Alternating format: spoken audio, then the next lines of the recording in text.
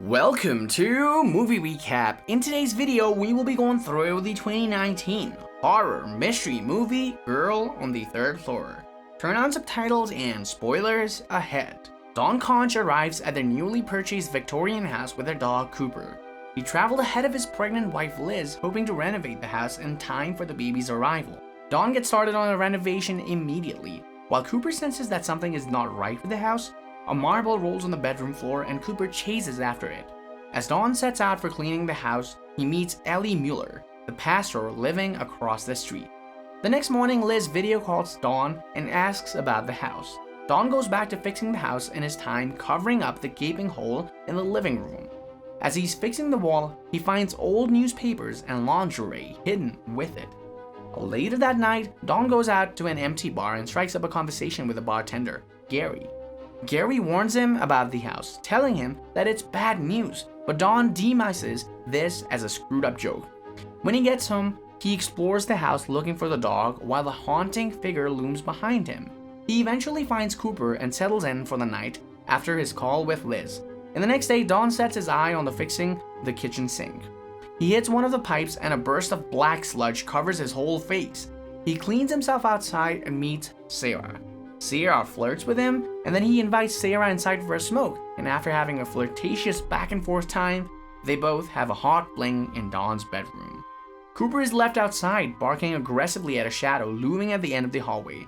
Just as Sarah leaves, a thundering crash erupts from the upstairs. Don checks out the bedroom and sees that the ceiling has caved in. He inspects the attic and is shocked to see a viewing box structured on top of the bedroom. Sarah visits him again that night, but this time, he turns her down, telling her that what they had was just a one-time thing. Later on, he dreams of his wife Liz and they make love together. While in the middle of doing it, Don feels confused about the woman morphs into Sarah's face and then back to his wife again.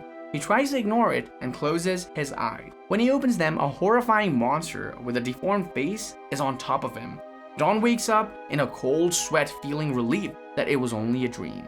That very morning, Mila stops by and helps him fix up the ceiling. They finish up and hang out at Gary's bar. When Don wakes up the next day, he finds Milo already up and fixing the walls and then makes a snide remark about his supposed assistant. Feeling confused, Don walks into the kitchen to see Sarah brewing coffee. Don is angry and tells him that he doesn't want to see her ever again. Milo catches the mid-fight and then confronts him about Sarah. Don eventually admits about the affair, and Milo is raging, reminding him that he's Liz's friend too. Don walks out with Cooper and Milo goes back to fixing the walls. He hears a faint giggle and looks around to see a marble rolling by. He follows the marble to the basement and is surprised to see Sarah.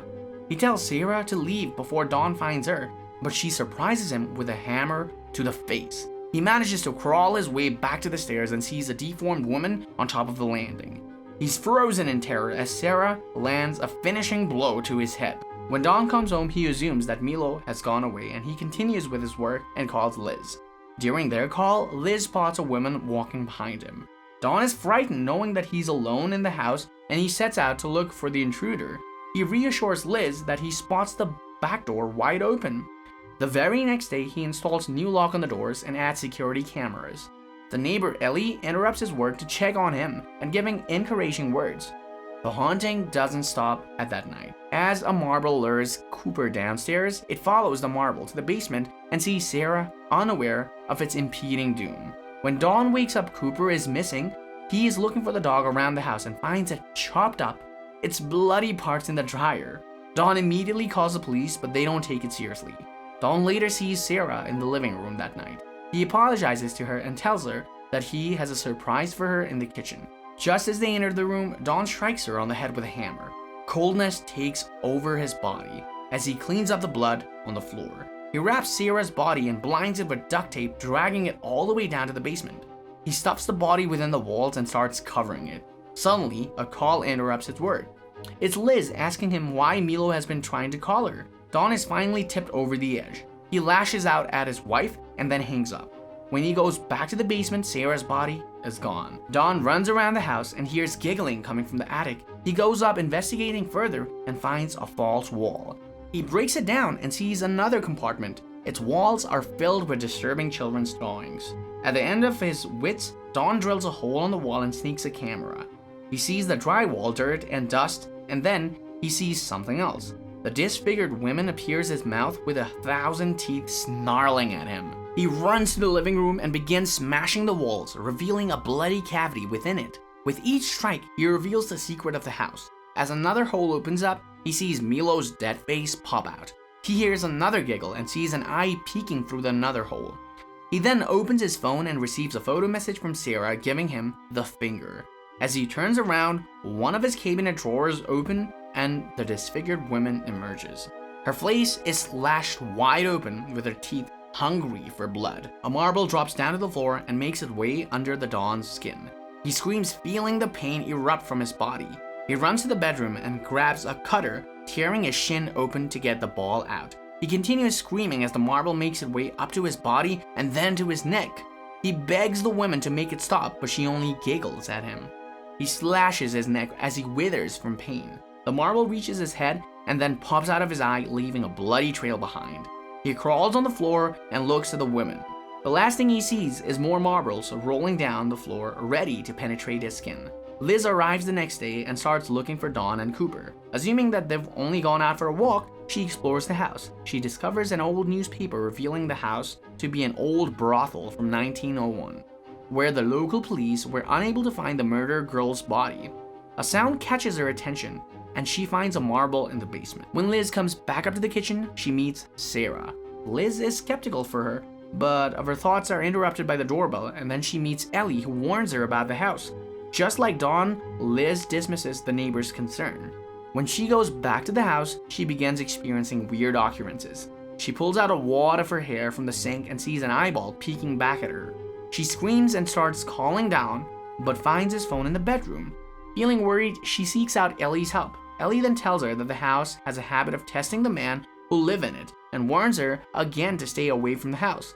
When Liz goes home that night, she experiences a bizarre vision from the house's past. The home is suddenly filled with men in suits. She explores the house looking for Dawn, but she's ushered into a viewing box in the attic.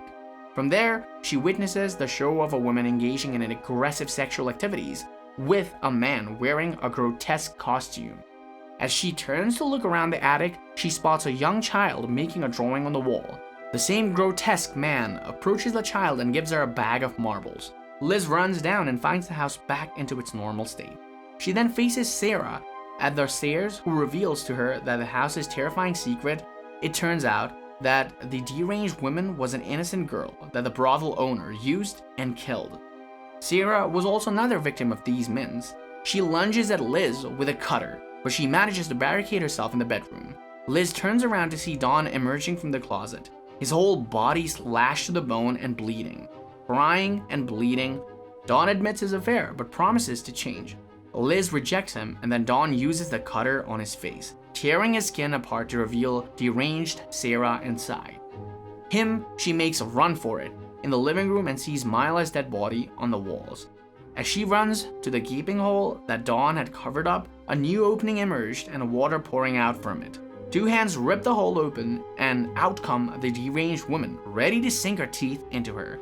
Liz grabs a hammer and smashes her head, splitting the black ooze all over the floor. She runs out of the house and comes face to face with Ellie. It turns out that Ellie knew all along about the house. Each person who chooses to enter must face their actions. Determined to lift the curse, Liz says on and finds Sarah's skeletal remains in the closet. They give it a proper burial to put her soul at rest. 6 months later, Liz's daughter is born. She's decided to live in the house with her daughter.